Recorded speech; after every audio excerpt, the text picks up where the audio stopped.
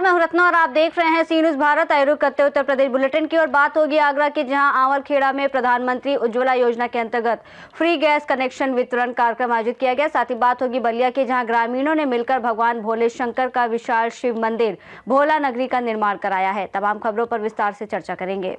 आगरा के आंवलखेड़ा में प्रधानमंत्री उज्ज्वला योजना के अंतर्गत फ्री गैस कनेक्शन वितरण कार्यक्रम आयोजित किया गया। सूरज फार्म हाउस में मुख्य अतिथि प्रदेश महामंत्री राम प्रताप सिंह चौहान और पूर्व विधायक राम प्रताप सिंह चौहान मौजूद रहे, जबकि डायरेक्टर नेशनल हॉस्पिटल सुशील चौहान विशेष अतिथि थे। कार्यक्रम में एचपी परमार गैस एजेंसी द्वारा ग्रामीणों को निःशुल्क 221 गैस कनेक्शन वितरित किए गए। एचपी परमार गैस एजेंसी के स्वामी अनिल परमार ने सभी क्षेत्रवासियों से अधिक लाभ लेने का आह्वान किया। मौके पर राजू परमार, डॉक्टर भूपेंद्र चौहान, योगेश चौहान, गोरू चौधरी सहित बड़ी संख्या में ग्रामीण और भाजपा कार्यकर्ता मौजूद रहे। आज किस तरह के कार्यक्रम का है? आज परमार गैस सर्विस पर 221 गैस के कनेक्शन निःशुल्क दिए जा रहे हैं और प्रधानमंत्री जी का सपना रहा है कि कोई भी माता और बहन परेशान ना हो, उसको धुआं ना लगे। जब वो चूल्हा जलाती थी तो धुआं उसके फेफड़ों में, आंखों में जाता था और नुकसान होता था। तो सभी को गैस के कनेक्शन मिले। आज बड़ी संख्या में हमने पूरे देश के अंदर गैस के कनेक्शन दिए। उसी दृष्टि से आज, और आप देख रहे होंगे, सबका साथ सबका विकास, तो यहाँ सभी जाति, सभी धर्म, ना कोई अगड़ा है, ना कोई पिछड़ा है, ना कोई दलित है, ना कोई अल्पसंख्यक है, सबको देने का काम किया है।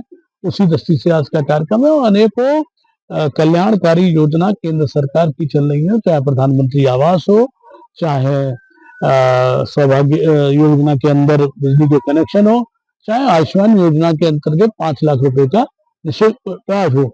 लगभग 50 से 60 करोड़ लोगों को ये सब कुछ देने का काम सरकार ने किया है और आगे भी लगातार समाज के हर वर्ग की सेवा कैसे हो, इस काम को हमारी सरकार कर रही है। उसी पे हम लोग आज यहाँ आए हैं और मैं साधुवाद देना चाहता हूँ इस गैस एजेंसी के मालिक अनिल परमार को और शुभकामना देना चाहता हूँ जिन लोगों को गैस का कनेक्शन प्राप्त हुआ। जी, मेरा नाम अनिल प्रताप सिंह है। परमार गैस एजेंसी का मैं स्वामी हूँ, जो गड़ी फौजी आंवलखेड़ा में स्थित है।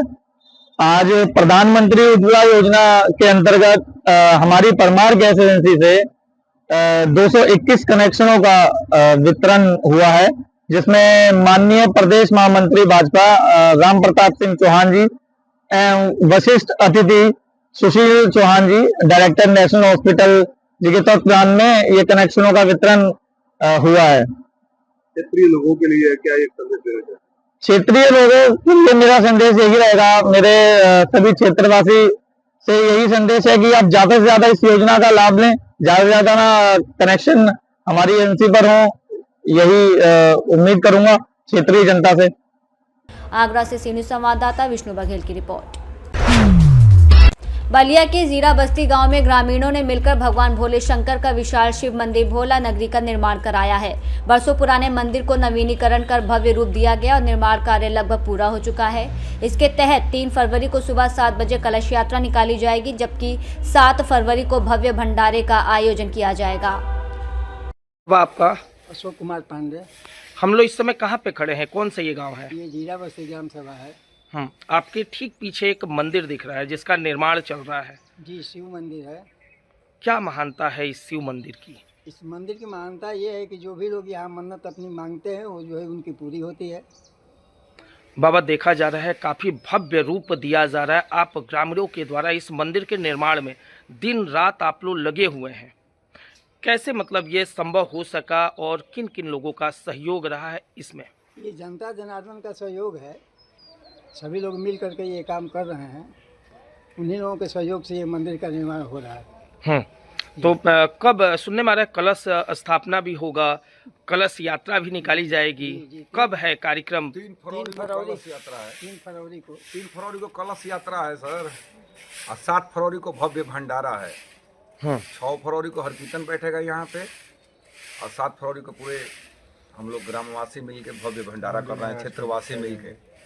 नंदी जी को भी हम लोग बैठा रहे हैं 6 तारीख को, 6 फरवरी को प्राण प्रतिष्ठा भी है। इतना भव्य मंदिर का निर्माण किया जा रहा है यहाँ पे।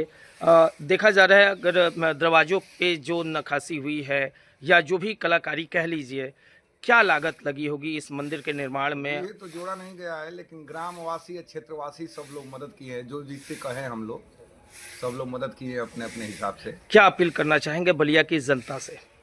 बलिया की जनता बहुत बढ़िया सुखी रहे, भगवान करे सबका मन बुद्धि ठीक ठाक रखे, ग्रामवासियों का बुद्धि ठीक ठाक रखे। यही हम लोग लगे हैं भोले बाबा के मंदिर में कि भोले बाबा का मंदिर बन जाए। कुछ हम लोग भी आए हैं धरती पे कुछ। आप भी ग्रामीण है यहाँ के, सुबह से ही आप सेवा भाव में लगे हैं, क्या कहना चाहेंगे भगवान शिव शंकर के लिए? हम कह रहे हैं कि भगवान के लिए 2 लाइन गाना चाह रहे हैं, तो यही गाना है 2 लाइन। मतलब धनी हो जीरा बस्ती गैया, बाबा बसल जौना ठैया। धनी हो जीरा बस्ती गैया, बाबा बसल जौना ठैया। बाटे रचना रचाइल सुंदर कलाकारी के, भोले भंडारी के ना। हर हर महादेव, हर हर। बलिया से सीनू संवाददाता श्री कृष्ण तिवारी की रिपोर्ट। बांदा जिले के तिंदवारी ब्लॉक में सोमवार को विशाल दंगल का आयोजन भव्य रूप से संपन्न हुआ। यह आयोजन क्षेत्र में खेल और पारंपरिक भारतीय कुश्ती संस्कृति को बढ़ावा देने का अवसर बना।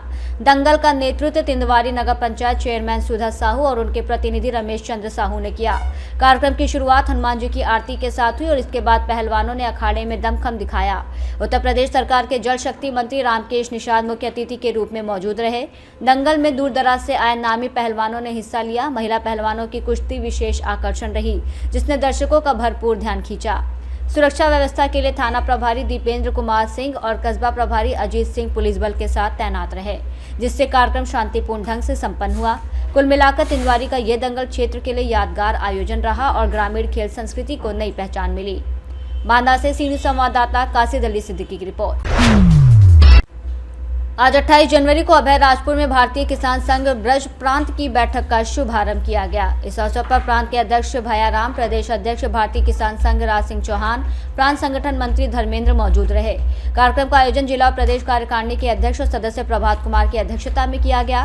बैठक का संचालन और देखरेख प्रांत संगठन मंत्री धर्मेंद्र के सानिध्य में पूरी तरह से संपन्न हुई। बैठक में किसानों के हितों और संगठन की आगामी योजनाओं पर चर्चा की गई। इस कार्यक्रम की रिपोर्ट एटा से उमेश कुमार ने प्रस्तुत की है। एटा से सीनियर संवाददाता उमेश कुमार की रिपोर्ट।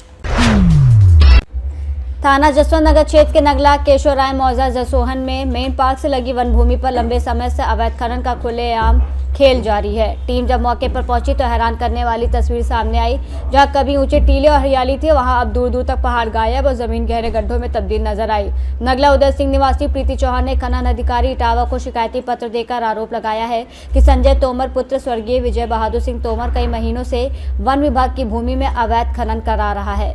आरोप है कि खनन के साथ साथ खड़े हरे पेड़ों की भी कटाई की जा रही है, जिससे पर्यावरण को गंभीर नुकसान पहुंच रहा है। स्थानीय ग्रामीणों का कहना है कि भारी मशीनों से दिन रात मिट्टी और पत्थरों का दोहन किया जा रहा है, जिससे पूरे क्षेत्र का प्राकृतिक संतुलन बिगड़ चुका है। पीड़िता ने प्रशासन से मांग की है कि आरोपी के विरुद्ध तत्काल मुकदमा दर्ज किया जाए और अवैध खनन पेड़ों की कटाई पर रोक लगाई जाए। इटावा से सीनियर संवाददाता असित की रिपोर्ट। बुधवार को समर्ण आर्मी के सैकड़ों कार्यकर्ताओं ने फर्रुखाबाद कलेक्ट्रेट पहुंचकर यूजीसी अधिसूचना के खिलाफ जोरदार विरोध प्रदर्शन किया। प्रदर्शनकारियों ने बाद में प्रधानमंत्री को संबोधित एक ज्ञापन नगर मजिस्ट्रेट को सौंपा और ज्ञापन में कहा गया है कि ये अधिसूचना सामान्य वर्ग के करोड़ों छात्रों और नागरिकों के संवैधानिक अधिकारों का उल्लंघन करती है और समाज में असमानता का वातावरण उत्पन्न कर रही है। समर्ण आर्मी के संयोजक अमित प्रताप सिंह ने कहा कि जब तक इस अधिसूचना को वापस नहीं लिया जाता, समर्ण आर्मी लोकतांत्रिक, संवैधानिक और विधिक तरीकों से इसका विरोध करती रहेगी और अपने संवैधानिक अधिकारों की रक्षा के लिए आंदोलन भी कर सकती है। उन्होंने चेतावनी दी कि यदि इसे तुरंत वापस नहीं लिया गया तो और बड़े पैमाने पर विरोध प्रदर्शन किया जाएगा। आज आप लोग कलेक्ट्रेट में इकट्ठा होकर आए हैं, किस क्या कारण है? मैं सर, आज मेरा नाम रोहित सोमवंशी है। मैं समर्ण आर्मी से जिला महासचिव के पद पर तैनात हूँ। मेरे इसमें जो यूजीसी एक्ट समर्ण उसमें लगाया गया है, तो मैं उसके विरोध में यूजीसी एक्ट को खत्म वापस करने के लिए मेरा आज ज्ञापन है। और इसके बाद में अगर हमारा 48 घंटे के अंदर इसका तत्काल प्रभाव से अगर निस्तारण नहीं होता है, कुछ होता नहीं है, तो मैं 1 से 5 तारीख तक सड़कों पर उतरने के लिए मजबूर होऊंगा। और ये मेरा प्रदर्शन ज्ञापन जो है आल प्रदेश नहीं, आल भारत में भी चल रहा है, हर जगह चलेगा और चलता रहेगा जब तक इसका जो नहीं होगा। अध्यक्ष जी क्या है यूजीसी एक्ट? नहीं चलेगी। हमारे संगठन के जो राष्ट्रीय महासचिव हैं उन्होंने यूजीसी एक्ट आखिर क्या है, विस्तार से समझाइए। यूजीसी एक्ट में जो कानून सरकार ने बनाया है, यूजीसी एक्ट में संशोधन करके, जिसमें अगर विश्वविद्यालय और विद्यालयों में जो छात्र पढ़ते हैं, अगर कोई भी छात्र, सवर्णों का छात्र अगर कोई अपराध करता है या किसी को गाली गलौज करता है या वो करता है, अगर झूठी शिकायत भी होगी तब भी सवर्ण के खिलाफ कार्रवाई की जाएगी। और सवर्ण को अगर कोई SC ST OBC अगर परेशान करता है, उसकी ना तो रिपोर्ट लिखी जाएगी और ना कोई कार्रवाई होगी। सर, जो बेंच बनाई गई है उसमें मेंबर कमेटी में ब्राह्मण को भी रखा गया है। उसमें मेंबर कमेटी बनाई गई है, उसमें सामान्य वर्ग के किसी व्यक्ति को नहीं रखा गया, अधिकार नहीं है किसी का। वो स्वयं स्वेच्छा से अपना जो वो कमेटी है वो उसमें सामान्य वर्ग का कोई नहीं रखा गया है। और हमारा विरोध है कि शिक्षा के क्षेत्र में ऐसा बंटवारा ना किया जाए जो आपसी सामंजस्य खराब हो, बच्चों का भविष्य बर्बाद हो। यही मांग है यूजीसी एक्ट को खत्म किया। ये आज़ादी आंदोलन में भी स्वार्थ सिद्धि के लिए और पेंशन लेने के लिए काम करते रहे। आज भी सत्ता में रहने के लिए वो नाना प्रकार के कृत्य कर रहे हैं कि किसी तरीके से सत्ता बनी रहे, चाहे जनता का कुछ भी हो, लेकिन इनका भला होता रहे। आज की सरकारें ये जान रही हैं कि हर कार्यक्रम की, चाहे सामाजिक कार्यक्रम हो, चाहे राजनीतिक कार्यक्रम हो, चाहे राष्ट्र का कार्यक्रम हो, हर कार्यक्रम की अगुवाई सवर्ण समाज करता है। सवर्ण समाज जीएसटी के डिप्टी कमिश्नर साहब हैं, उन्होंने सरकार के पक्ष में रो रो कर इस्तीफा दिया है। जी, ये क्रांति है। ये सरकार के पक्ष में दिया है, ना कि विपक्ष में।